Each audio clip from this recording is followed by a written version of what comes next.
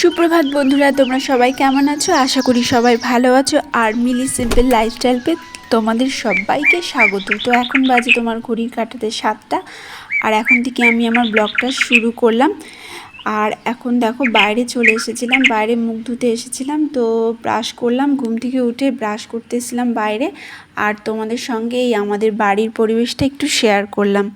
তো এখন আমি কাজ করা শুরু করব। তো ঘরে চলে যাচ্ছি, আর ঘরে গিয়ে কাজ শুরু করব। আর আমার ভিডিওটা তোমরা সবাই দেখো পুরোটা ধৈর্য ধরে প্লিজ। আর সঙ্গে থেকো, এইটুকুই অনুরোধ করব। তো ভিডিওটা পুরো দেখবে প্লিজ, আর স্কিপ করে দেখবে না। চলো তাহলে কাজ শুরু করা যাক, আর সবাই সাথে থেকো। চলে এসেছি ঘরে। তো এই যে ঘরে এসে তোমার ফার্স্টে কাজ আজই শুরু করলাম হচ্ছে বিছনা তোলা থেকে। তো ঘুম থেকে উঠে বিছনা গুছাচ্ছি। বিছনা গুছিয়ে তোমার হচ্ছে ঘরটা ঝাড় দেবো। তারপরে ছেলেকে তোমার রেখে এসেছি পাশের ঘরে, ও খেলছে। তো ভালো মুডে রয়েছে বলে ভাবলাম তাহলে আগে এই কাজগুলো করে নিই, তারপরে যা করার করব। এবার কোনো কাজের কি বলো তো, কোনো আর কি আমার কোনো প্ল্যান করে কাজ করা যায় না। এখন তো খুব ছোট, তো কোনো আগের মতো প্ল্যান করে যেটার পরে এটা করব, এটার পরে এটা করব, এটা আর এখন আর হয় না।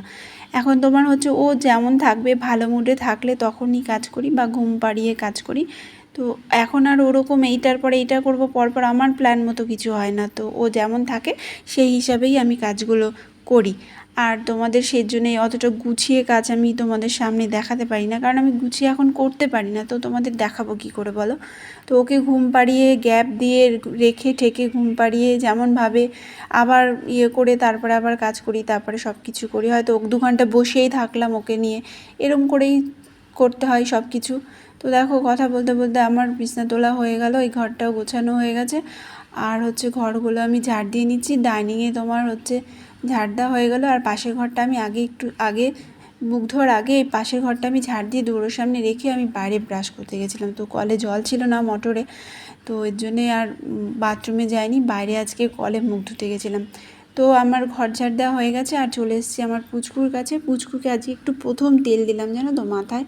একটু এই যে দেখছো না তেল দিচ্ছি, এই আজকে প্রথম ইউজ করলাম তেল। ওকে কোনো দিনও এখনও তেল দিইনি। ডাক্তার এখন তোমার বারণ করে যে বাচ্চাদের কিছু মাখাবেন না, তেল মাখাবেন না, কাজল দেবেন না। তো এই জন্যে কিছু করি না। 3 মাস হয়ে গেছে, 3 মাস পর্যন্ত কিছুই করিনি। আর চলে এসেছি তো ওর মাঠে, ওকে রেখে ও ঘুমাচ্ছে। আর আমি চলে এসেছি মাঠে। দেখো মাঠে এসেছি শাক তুলতে। চলে এসেছি শাক তুলতে, এই দেখো মাঠে চলে এসেছি। বাড়ির পাশে মাঠ। এই যে এগুলোকে বলে তোমার হচ্ছে ছেঁচি শাক। ছেঁচি শাক আর এই একরকম শাক দেখতে পাচ্ছ, এটাকে বলে পূর্ণনভা শাক, এরকমই পূর্ণনভা না কি যাই হোক বলে। আর এটা হচ্ছে তোমার মালঞ্চ শাক। এটা অনেক রকম শাক হয়েছে, ডাঁটা শাক আছে, পূর্ণনভা আছে, মালঞ্চ আছে, 4-5 রকমের শাক আছে মাঠে। তো সবাই তুলে তুলে নিয়ে যাচ্ছে, তো আমিও চলে আসলাম। এই তোমার শাক কোনো সার মাটি দেয়া না, এরকম এগুলো ডাঁটা শাক। তো এমনিই হয়েছে মাঠে। এই যে কলা বাগানের মধ্যে শাক তুলতে এসেছি। এর আগেও সবাই তুলে তুলে নিয়ে যাচ্ছে, আর আমাদের একদম বাড়ির পাশে, তাই তুলতে আসলাম।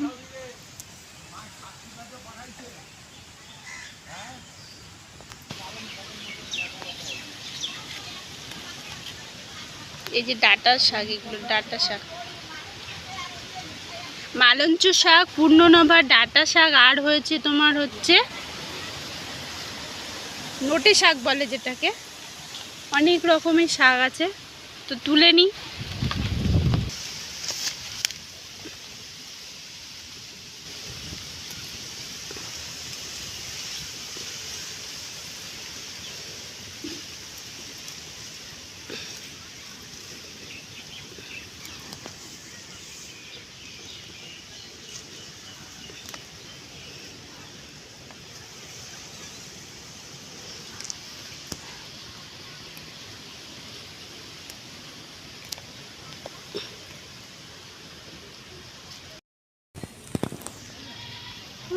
আর বেশি তুলবো না, প্রায় হয়ে গেছে তোলা।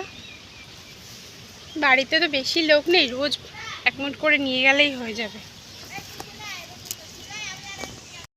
আর লাগবে না চোলায়, রোদ্দুর উঠে গেছে খুব, তো হয়ে গেল তোলা। দেখো মাকে শাক এনে দিয়েছি, তো মা রান্নাও হয়ে গেছে, মা খেতে দিয়ে গেল। এই যে শাক আর হচ্ছে গন্ধরাজ লেবু আর ডাল। মা বললো ও খেলছে, তাহলে তুই তাড়াতাড়ি করে খেয়ে নে, তো খেতে বসে গেছি।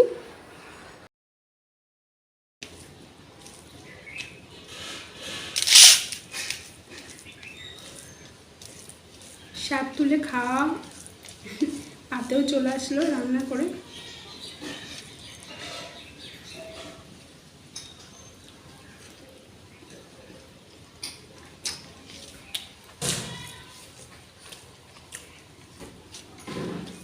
দারুণ টেস্ট, অনেক রকম শাক।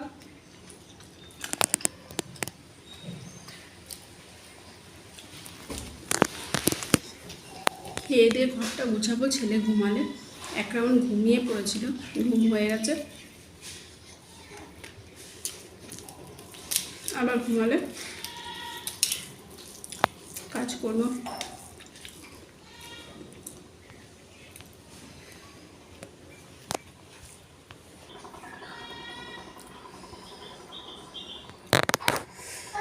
পাপা খেলছে।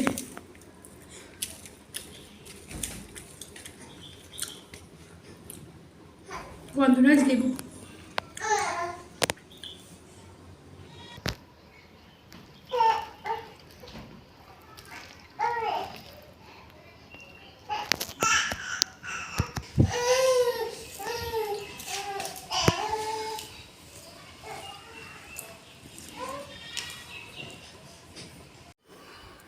অনেক দিন বাদে শাক খেলাম, কারণ মনা যখন পেটে ছিল না, তখন শাক খেলেই বমি করতাম। তো প্রেগনেন্সি থাকাকালীন আর একদিনও শাক খাইনি, প্রায় তোমার 8-9 মাস শাকই খাইনি।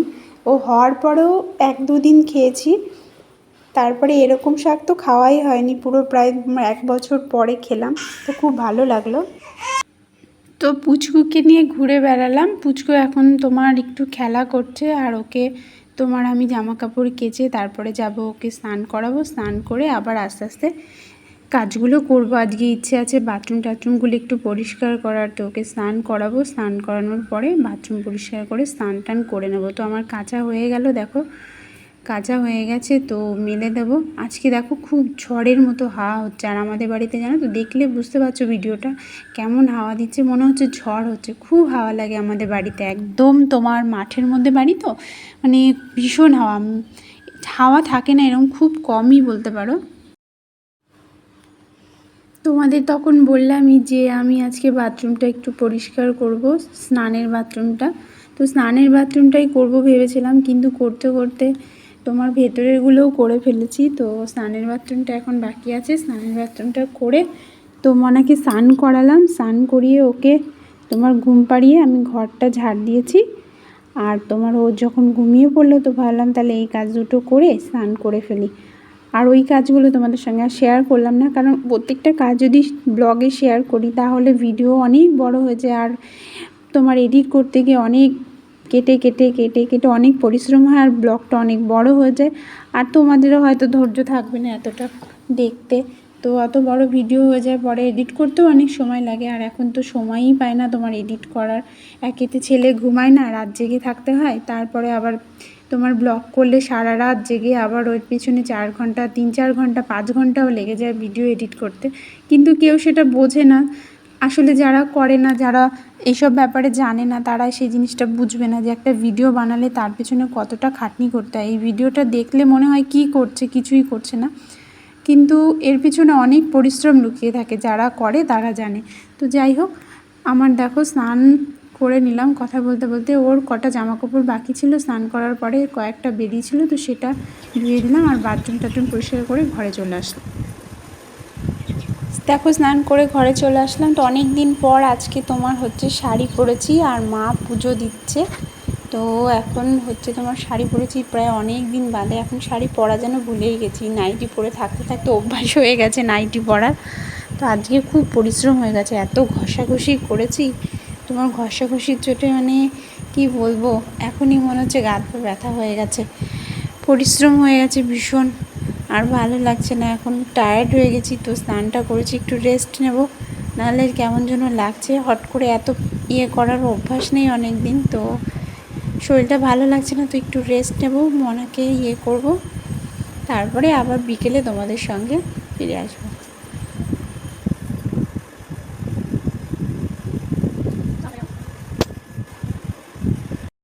কেসে উঠে গেছে, আমার পাপা খেলছে, ঘুমিয়েছিল উঠে পড়েছে, তো এখনো খাওয়া হয়নি, বিকেল হয়ে গেল, মা আসলে খাবো। বাবা কি কি একটু গল্প হবে নাকি সবার সঙ্গে?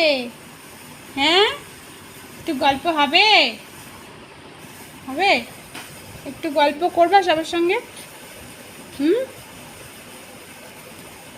তোমাদের একটা জিনিস দেখাই, দেখো সবাই খেলতে চলে এসেছে কিন্তু আমার খাওয়া হয়নি। এই দেখো ছেলেবেলে সব খেলছে, আমাদের বাড়ির পাশে এখানে সব খেলা হয়, ওরা সব খেলা করে, খেলা করছে।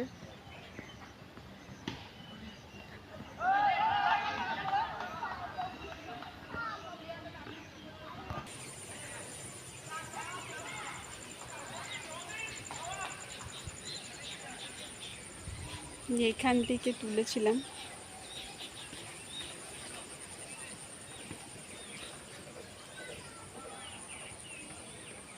ঝড়ে দেখো কত গাছ ভেঙে পড়েছে, এই দেখো কলা শুদ্ধ গাছ সব ভেঙে পড়েছে।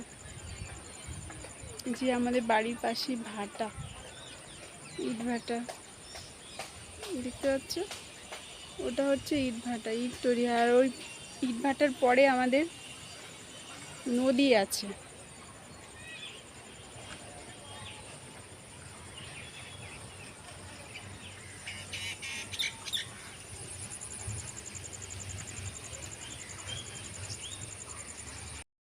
খেলতে চলে আসলো আর আমার খাওয়া হলো না, তো যাব খেতে।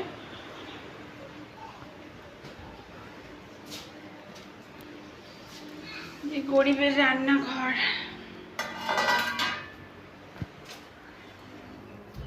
রান্নাঘরে চলে আসলাম, তোমার ভাত খাবো, ছেলেটা ভালো মুডে রয়েছে, ওকে খাইয়ে দাইয়ে তারপরে তোমার খেতে আসলাম।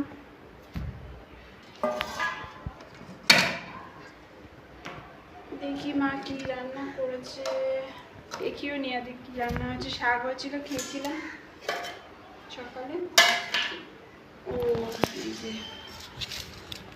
থোর ভাজা হয়েছে, আজকে বাবা বাজারে যায়নি, তার বাজার হয়নি, প্রতিদিনই মাছ আনে,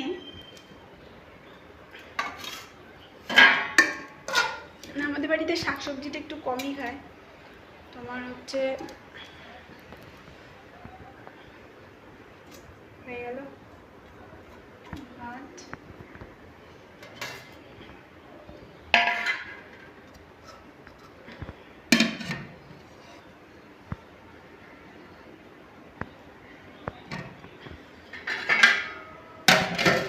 মা বলেছিল ডিমের আমলেট করবে, তো এখন নেই মা, তো আর আমলেট আর লাগবে না, এই দিয়ে খেয়ে নেবো আপাতত।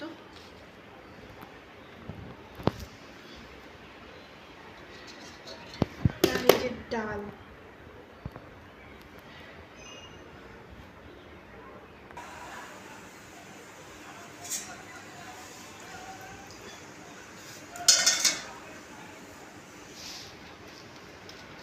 অন্ধকার ঘরের মধ্যে লাইট আর জ্বালালাম না,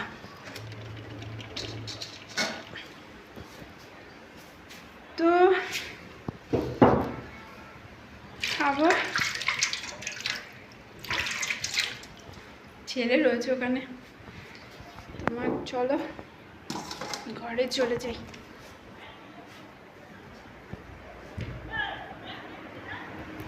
রান্নাঘরটা অন্ধকার, ঘরের মধ্যে লাইট জ্বালিয়ে রেখেছি, তো খেয়ে নি।